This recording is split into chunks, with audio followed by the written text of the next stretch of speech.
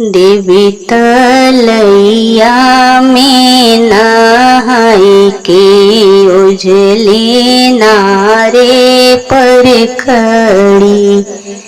देवी तलैया में नहाई के उजले नारे पर खड़ी। देवी के माथे टीका शोभे, मुख में बंगला पान संवरिया, मुख में बंगला पान। देवी तलैया में नहाई के उजले नारे पर खड़ी।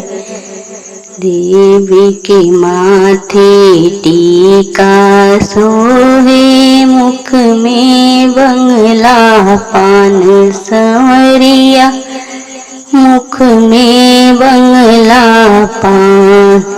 देवी तलैया में नहाई के उजले नारे पर खड़ी। देवी के नाके नथिया शोभे, मुख में बंगला पान संवरिया, मुख में बंगला पान।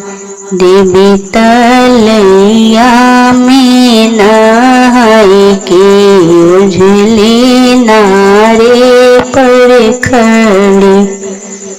देवी तलैया में नहाई के उजले नारे तर खड़ी। देवी के गले हरवा शोभे, मुख में बंगला पान संवरिया, मुख में बंगला पान। देवी तलैया में नहाई के उजले नारे पर खड़ी। देवी तलैया में नहाई के उजले नारे पर खड़ी। देवी के कमर कर धन शोभे, मुख में बंगला पान संवरिया, मुख में बंगला पान। देवी तलैया में नहाई के उजले नारे पर खड़ी। देवी तलैया में नहाई के उजले नारे पर खड़ी। देवी के पैर में पैजन शोभे, मुख में बंगला पान संवरिया, मुख में बंगला पान।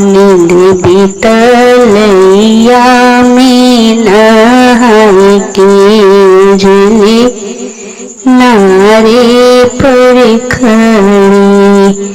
देवी के अंगे चुनरी शोभे, मुख में बंगला पान संवरिया, मुख में बंगला पान। देवी तलैया